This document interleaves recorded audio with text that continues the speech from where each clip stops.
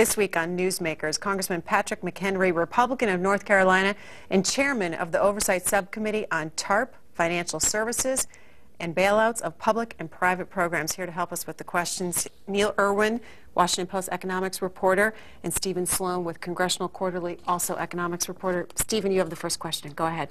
Yes, Congressman, thank you for being here. There's a lot of concern about the position that states find themselves in right now with their deficit and their debt. And I'm curious how there's a lot of talk about whether they'll have to come to Congress for a bailout. You have a subcommittee that's going to look at these issues. How do you plan to approach that subject? Well, I think it's important that first we understand the magnitude of the problem and the fiscal situation of states and municipalities and whether or not they have the tools currently at their disposal under current law to fix these problems. I mean, I think we're all aware that there are challenges, but the magnitude is really the question.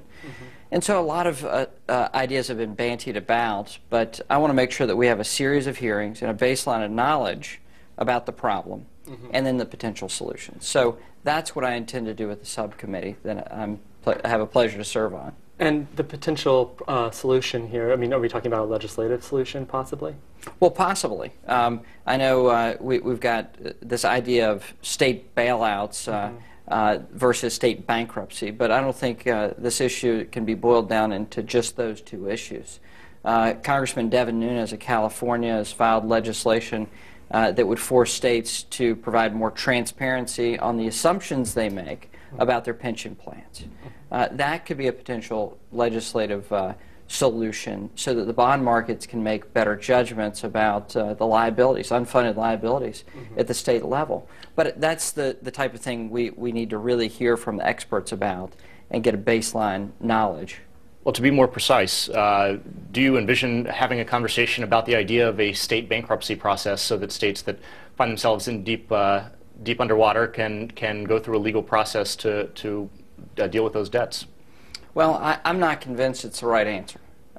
However, I don't think there's been enough research done on whether or not bankruptcy would be costly to the states in terms of the states that have said that states that are in fine fiscal shape, whether or not they're going to pay a lot more in lending costs because this is on the books, versus the states that, well, the bond market's already priced in that they're in very bad fiscal shape, whether it's Illinois or California. But I'm not convinced it's the right approach, but I think it's something we're going to have to discuss and better understand. I do know, and I can say this for certain, that this Congress and the majority that I have a pleasure to serve in the U.S. House has no appetite for a bailout of any kind for the states. That's the only thing going into these hearings that we know the answer already.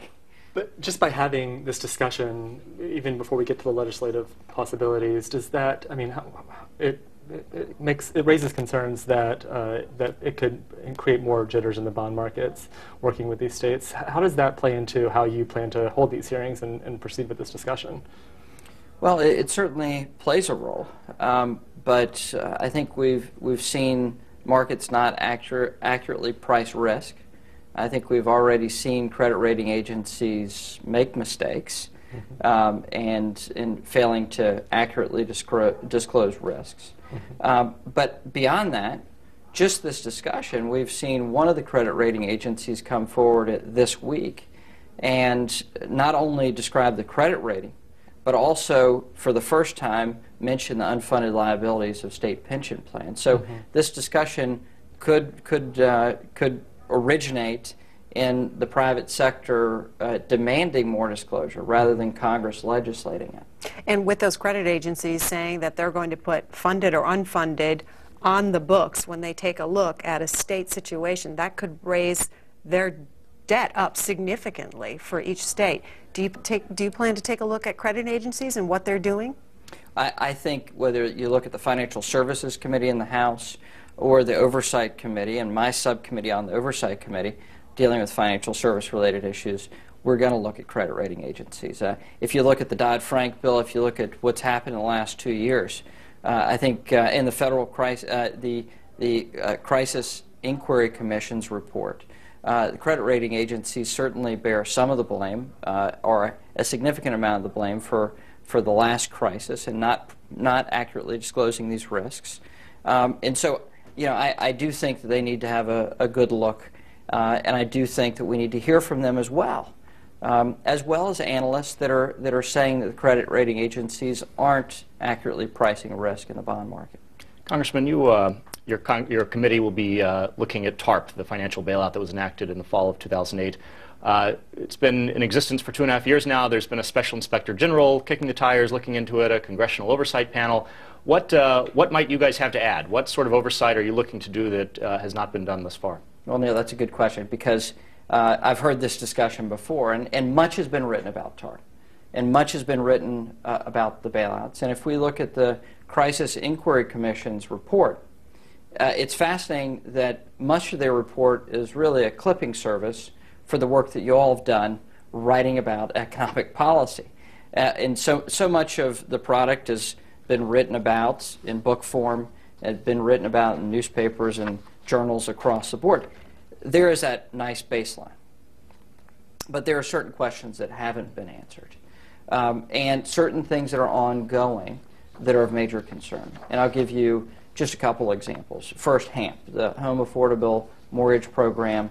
The Special Inspector General for TARP has called it a failure.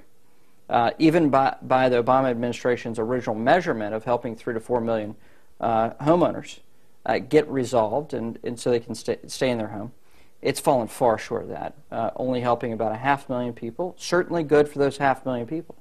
But there have been hundreds of thousands, over 700,000, who have gone into this program and actually been hurt by it.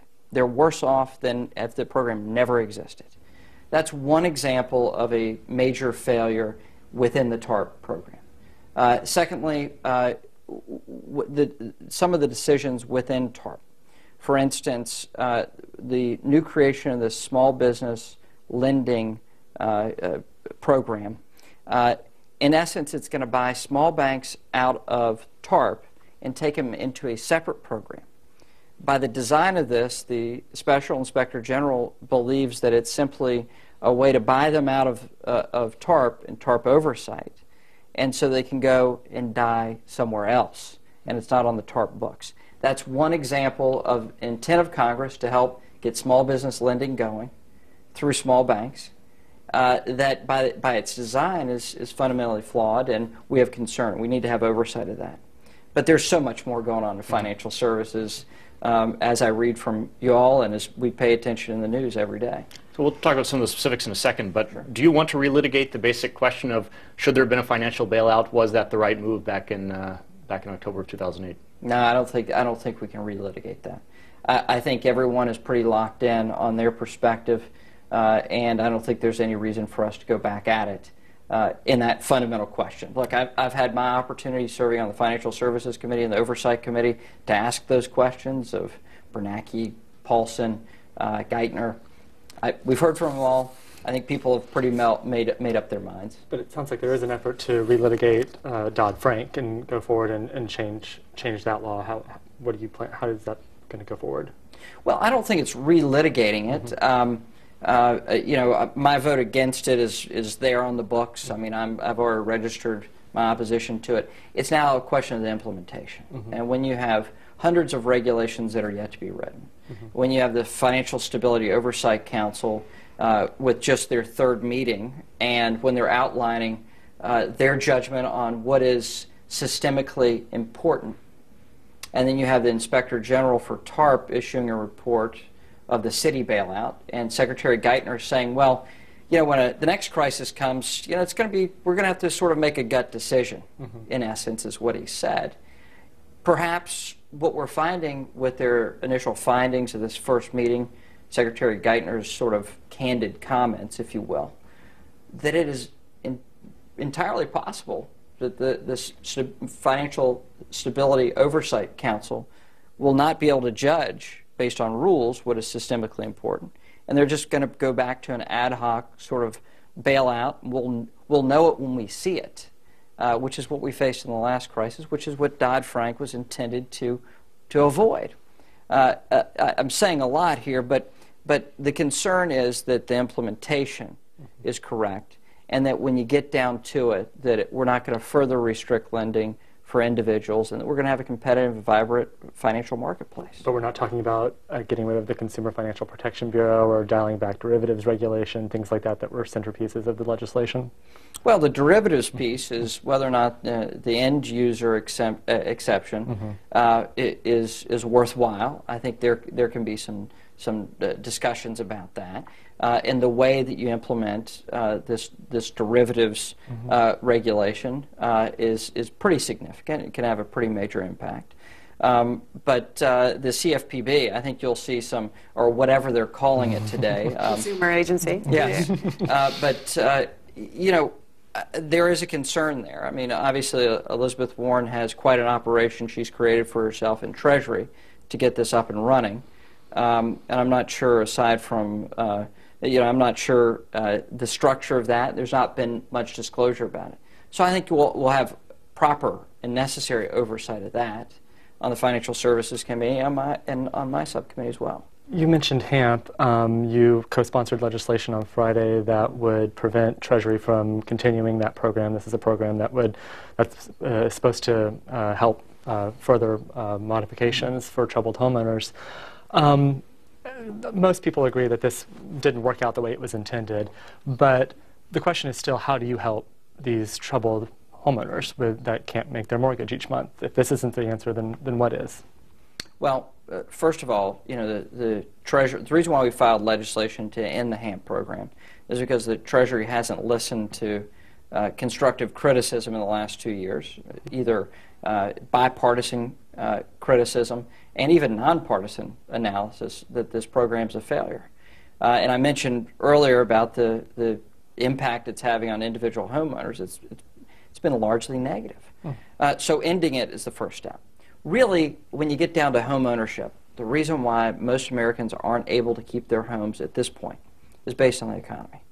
With close to 10% unemployment, much higher than that in my district in western North Carolina, that is the root cause of folks losing their home right now. So the economy moving forward is going to be the best net plus for housing and home ownership, much more than any one government program. If that doesn't happen, though, in the next year or 2 years, and these gentlemen can speak to it more than that, I mean, the predictions are that we're going to see high unemployment rate for a while, then what's the alternative? Well, that's what we have to have discussions about. And going in, realizing that this program is a failure, I think stopping the wrong direction is perhaps the first step. And then we can work out what is the proper. Do you have some ideas, though? Because I think, you know, viewers out there, Americans are you're in charge now, want to hear what the alternatives are. Sure. Look, you know, working with servicers has been what the Treasury has done. They haven't put, in my opinion, they haven't put the proper incentives in the marketplace to get workouts going. But when you get down to it, you're still talking about a contract. You're still talking about honoring a contract, and that's been sort of the sticky wicket of how to make this program work. I acknowledge that. And there are no simple answers when it comes to this housing crisis. But the fact is, how do you work out an individual's mortgage who doesn't have a job? There's simply no way with any type of reasonable underwriting standards to say, well, we'll fix your mortgage if you're still not able to meet any obligation because you have no income. So, you know, when you get down to it, the largest causes for losing your house have been historically losing your job or a change in your living situation, whether it's a health issue or a divorce or things of that sort. Those have been the vast majority of foreclosures. Beyond that, what we've seen in this last crisis, most of the fraud has been sort of worked through the system, and I think the foreclosures we're dealing with now aren't fraud-based or lending that was ill-fit to the individual. I think it's largely the economic situation, and that's really what we have to deal with. And it sounds like the bottom line, though, is that if you don't have a job, it's hard to modify your loan, and maybe there's still a section out there of people who if they can't afford to stay in their home, should just go into foreclosure. Is that your view here? It's an awful thing to say, and there are far better ways. But if you don't have a job, no program is going to help you as much as a job would help you, and that's what we have to face. But beyond that, I think there are ways that we can work and make sure this program does work going forward. Do you envision looking at this question of whether mortgage servicing companies have major systematic mistakes in how they deal with people and deal with borrowers? We're going to have hearings on HAMP, and we're going to hear from those that have been helped and those that have been hurt, and what's actually happening in field hearings. So we're going to go to the crisis centers, and we're going to hear from folks firsthand. And there are positive cases. There have been 500,000 people who have been helped by this program. Again, it's not a large number based on the fact that we've got close to 3 million foreclosures this year and last year, each year. So there's a lot more going on out there. Certainly, they bear enormous responsibility for the failure of this program, but the fact is the Treasury is still writing the checks, even though the companies aren't following through. We have about 10 minutes left. Neil, did you have a follow-up? Well, back on DoddFrank and the regulatory reform, financial regulation legislation that passed last year, some on the left would argue that what Republicans are trying to do is undermine make it easier on banks and make it give the financial industry more of what it wants and a softer touch out of regulators. How do you rebut that criticism? Is that what you guys are up to? Lord, no, absolutely not. Look, if you look at what the banks wanted the TARP and the banks wanted the bailout. I have voted against that. I mean, so this idea that Republicans are in favor of the banks and Democrats are in favor of the little guy isn't really the truth. So I would say the reality of the situation for me is I'm not as concerned about the regulators or the institutions. I'm concerned about my constituents and their access to credit. And if you talk to a small real estate developer who has very little debt, but what debt he has, he's paying on time, and banks are coming in and saying the regulators are on my back, and so I've got to change your loan terms, or I'm not going to extend your credit. So who's right here? Is it the bank or is it the regulator? And this question's been asked by my constituents, both with individuals with loans with banks, small businesses with banks, and even large businesses trying to get lending in the marketplace.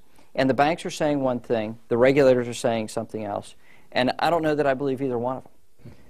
But when you get down to it, my constituents don't care which one it is. They just want an answer. They want to know what's happening going forward and what their lending situation is. What I'm looking for is a vibrant lending market with real competition against banks and credit unions and financial institutions of all shape, form, and size.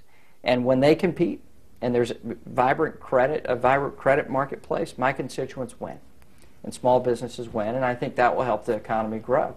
I want to get to the bottom of this question, whether it's the banks or the regulators that are causing the seize up in lending, or are we just in a natural business cycle? That could be the answer as well. That's why we have hearings. And I know you guys have covered the Hill, and C-SPAN obviously covers the ins and outs of the Hill, but going into what I'd like to see from my subcommittee over the last 2 years is to ask real questions and see where the facts take you. To not go into a hearing and say, I've structured the hearing where I hear X answer, but to actually go in and say, what should the approach be? What is the problem? What is the answer? And really let the facts take you where they may. You chair a subcommittee on the House Oversight and Government Reform Committee. You're a vocal member of the House Financial Services Committee. And I guess both of these committees are investigating similar things. And how is the coordination going to work? So you're having hearings that do explore these topics that you're looking at, but they're just not, 12 hearings on TARP, 12 hearings on Fannie and Freddie, just kind of constantly, hitting the points. How's that coordination going to work? We'll see. We're just in the first month of the Congress. There's plenty of room in this financial service segment So much of what's happened in the last 2 years has been related to this issue. And the Financial Services Committee, Chairman Backus has outlined that he wants to go through provision by provision of DoddFrank, see what works, see what doesn't work, and follow the regulations. So I know that most of that's going to be done on the Financial Services Committee. We also have this state bailout question and the larger question of whether or not states and municipalities are going to come to the federal government and ask for our taxpayer dollars. And I want to set the stage for that and understand the situation before that happens. Secondly, we can go into a whole question about securitization. What does that do for small businesses? What does it do for small banks and accessing credit in a wider marketplace to give community lending? And what does that mean for home loans, car loans, and running the whole gamut? There's a question about the credit rating agencies. These are things that we can get into the meat of, the substance of, in a very in-depth way and have a long series of hearings and really dig in. Will you do the same on Fannie and Freddie? Well, Fannie and Freddie, certainly. I mean, and what you'll see out of the Financial Services Committee, where I'm able to work on this issue as well, is understanding what's happening in the homeownership marketplace and the lending marketplace, and understand the cost, which we now know is around $150 billion, the losses to the taxpayer for Fannie Mae and Freddie Mac, and the fix, the legislative fix. So much of that will be dealt with the Financial Services Committee because we're going right into writing legislation on that. And so I want to take some of these wider range issues like securitization, like these state bailouts, and get into sort of the nuts and bolts of it. Congressman, one thing that's hung over a lot of these answers and a lot of this conversation is the weak economy. And if the economy were to get a lot better, that would help the foreclosure issues, that would help the state financial issues, would have a lot of benefits on all these things we're talking about. We just found out Friday that GDP rose 3.2% in the fourth quarter, which is a little better than it was, but not great, and won't bring joblessness down very quickly. All that said, what is the Republican Congress going to do about the economy and jobs? Is there anything that you guys have cooked up for this next few months to try and address this problem directly? Well, we believe that the massive expense of the federal government has hurt the economy and has hurt job growth. Certainly the top-line GDP numbers, we could just sort of do more quantitative easing, we could do more deficit spending, and perhaps the numbers might be sort of gamed for a quarter or two. What we want is long-term sustainable growth.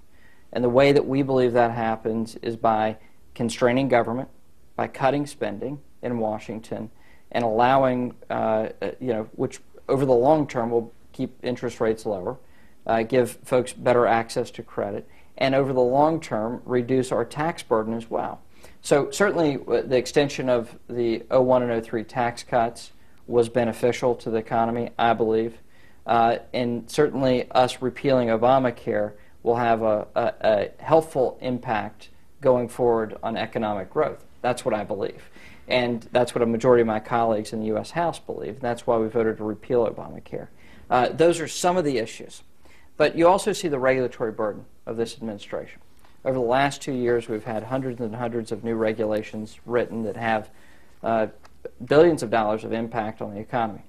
That's before you talk about the implementation of DoddFrank and Obamacare. So we want to look at those regulations and make sure that we alleviate and remove some of the burden in the private sector, which we think will help with job growth as well. The Financial Crisis Inquiry Commission released its report, actually 3 reports, on Thursday, and I'm curious, I mean, people kind of took different directions, kind of got to the same endpoint, but in the end here, was this a lost opportunity to really get to the root of the financial crisis, and is there anything you can do on the Oversight Committee to fill in any gaps?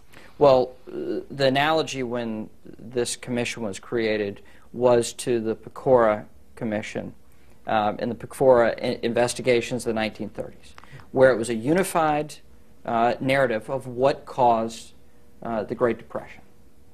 That narrative persisted and still persists to this day. Over 70 years later, what we say about the Great Depression is what Pecora outlined. And as a result of those, that investigation, those recommendations, you had the Securities and Exchange Commission. You had Glass-Steagall implemented. You had direct legislation resulting from that investigation. This is going to be a meaningless blip. I don't think 70 years from now we're going to be talking about the FCIC report and what Angelides, his narrative of the 6 Democrat appointees, or the three dissenting Republicans that wrote one report, and Peter Wallison, who wrote his own report. To me, analyzing this, it was a missed opportunity. The idea is to truly understand the crisis and then legislate based on accurate information. I think that's what the American people want. And that's the type of inquiry I'd like to have on the state bailout issue, on securitization, where we can actually have some agreement. These things aren't really shirts versus skins, Republicans versus Democrat issues. It's really what's best for the average person in this country today. Their ability to access credit, their ability to ensure that their taxpayer dollars are safe and secure, that we won't have bailouts going forward. So I think it was a missed opportunity, sadly. Probably have time for one quick question. Any thoughts on just the adjustment to being in the majority, what it's like for you personally, and what it means to have greater stakes around what you and your party do as you become the majority? Wow, it's a world of difference. I mean, it is pretty dramatic. Obviously, being in the minority in the House, you're reacting because if you have the majority, you can set the agenda. So agenda setting is a challenge. And this first month of being in the majority, it's a lot of work trying to figure out what you're going to be doing over the next 6 months, over the next 2 years, and the type of work you would like to do and the work product you want.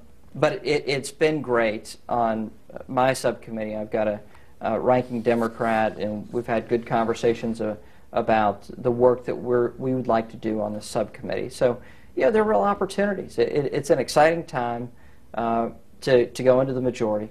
Certainly the challenges for the country are enormous, but the good thing is we've got wonderful capacity, both with American people and the folks serving in Washington that want to do the right thing, and my hope is that we can. Congressman McHenry, thanks for being our newsmaker.